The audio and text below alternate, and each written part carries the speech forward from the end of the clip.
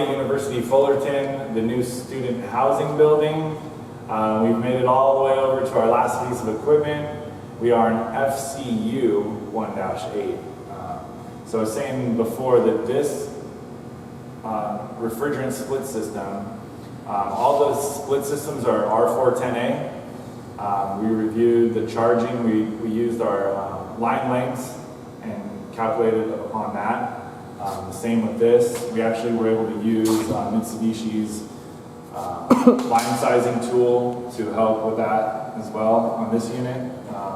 This unit is out of their city multi-range, so it's more of a VRF system, but it's still just 1-to-1. So we still have one condenser, one indoor unit. It's above our head. We have a filter rack over here. That panel at the bottom is for filter access to get them out. They're standard filters. Our airflow is going from the doors, pushing out. We do have a condensate pump on this unit. I mentioned before that this indoor unit is powered separately from the outdoor unit. This is the only style unit like that. Both systems are on e-power, as well as the condensate pump over here above us. But it does use a low voltage communication link to link the indoor to the outdoor, and the thermostat. They're all on the same low voltage communication link. So this will be our stat for this unit. It was dark when I first got to it. I touched the screen, the unit lit up. We have our room temperature over here. We have our temperature range right here, but we're locked out, just like the other room. We're locked out to 70 degrees. This one can be turned on and off here. The blue light went away, so we're off, and we're displaying off over here now. So if we come in and the room's hot, that's the first thing we'll want to look, make sure that the unit is on. Okay? And you see we're in cool mode. Again, that has a little lock feature at the bottom. That's been locked. Hold the menu. So this stat's a little different, where you can get into the menu a little easier. So I touch the menu to deal with that lock setting. It's going to be, I believe, in the energy settings.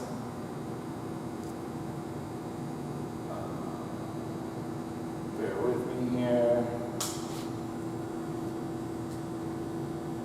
So this one in settings actually has a locked operations field. I do believe it's still zeros, yeah. So it's still zeros for our administrator password, and now we've got all of our locked features here. So operation mode is locked, set temperature is locked. This is where we can turn that on and off if you guys wanted to change those settings, and then change the actual temperature setting in this stat right here, okay? And then we can use the down arrow to go to the hold button.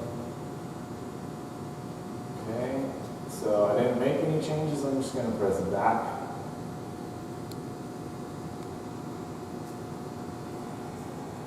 I went to set temperature range. Again, our base password is going to be the zeros. So set temperature range is enabled because we have it locked at 70. So I went down a page. This is where you would adjust your cooling upper and lower limits. Okay, so you can adjust this to raise our temperature if in the future you guys want the electric rooms to be above 70. Okay, but per our contract drawings, that's what they wanted right now. So we have to show the commissioning agent, set up to the drawings, and now you guys have the ability to make that adjustment in the future as necessary.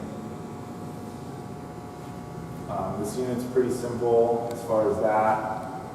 Those controls.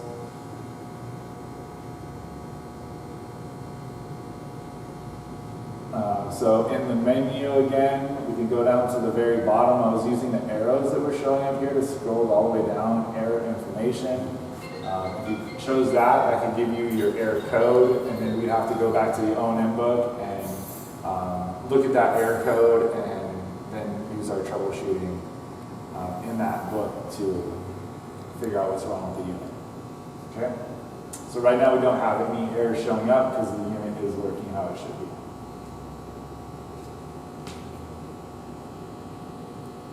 service menu is going to be a different login. We shouldn't need to do any service work right now. Filter information. So going into filter information, once we clean filters and we're using this display, if you want to use the display as like a filter reset, you can reset the filter hours right here with that button.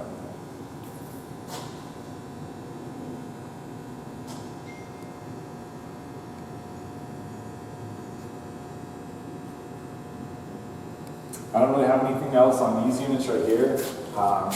This one will just be important, keeping an eye on the filters. These doors being closed in this room, I would probably check the filters quarterly, right? And after the first quarter, if you're like, oh, they're still clean, you could always push it back. It's always better to do more inspections than less and push your inspections off as you see fit than to not do them and then start having issues arise. But this room shouldn't see a lot of traffic. Depending how the door gaskets work here, that could be the only way I'd see dust coming in. But again, if it's just dust coming in and it's not getting stirred up in here, the filter should be pretty good. Things to keep in mind.